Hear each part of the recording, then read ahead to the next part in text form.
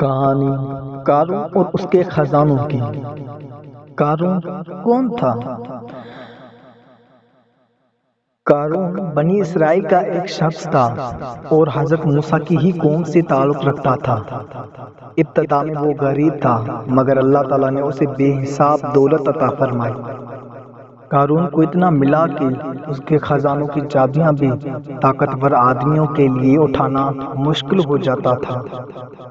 قرآن مجید میں اللہ تعالیٰ فرماتے ہیں کہ قارون کو اتنا مال دیا گیا کہ اس کی کنجیاں روز آور لوگ کی ایک گروہ پر بھاری پڑتی۔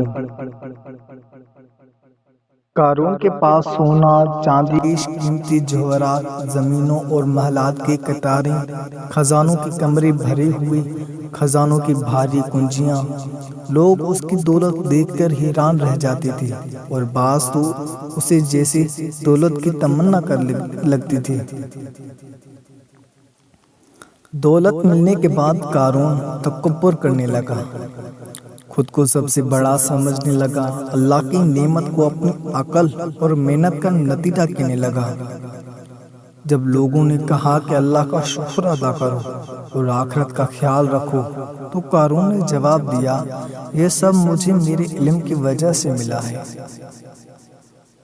حضرت موسیٰ نے قارون کو سمجھایا، اللہ کی نعمت پر شکر کرو، غرور نہ کرو، محتاجوں اور غریبوں پر خرچ کرو، زمین میں فساد نہ پھیلاؤ۔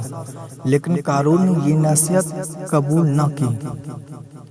قارون نے اپنی دولت کی نمائش کے لیے سونے کے لباس پہن کر شاندار جلوس نکالتے، لوگوں کو اپنی طاقت اور دولت دکھاتے۔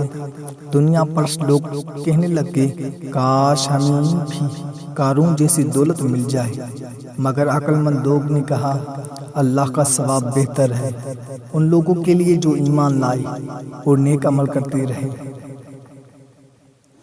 جب قارون کا غرور حد سے بڑھ گیا تو اللہ تعالیٰ نے اسے عبرتناک سزا دی۔ اللہ کے حکم سے زمین پھٹ گئی۔ قارون اپنے محل اور خزانوں سمیت زمین میں دھس گیا۔ قارون اپنے محل اور خزانوں سمیت زمین میں دھس گیا، نہ اس کی دولت کام آئی نہ اس کے خزانوں نے اسے بچایا۔ جو لوگ پہلے قارون کی دولت کی خواہش رکھتے تھے وہ لوگ کہنے لگے، اگر اللہ ہم پر احسان نہ کرتا تو ہمیں بھی زمین میں دھسنا پڑتا۔ یوں لوگ سمجھ گئے کہ دولت اللہ کی آزمائش ہے۔ غرور انسان کو تباہ کر دیتا ہے۔ قارون کا واقعہ قرآن مجید میں سورۃ القصص میں بیان ہوا ہے۔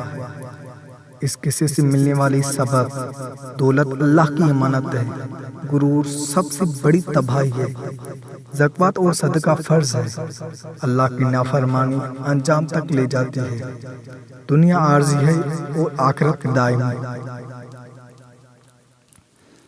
قارون بے شمار خزانوں کے باوجود اللہ کے عذاب سے نہ بچ سکا۔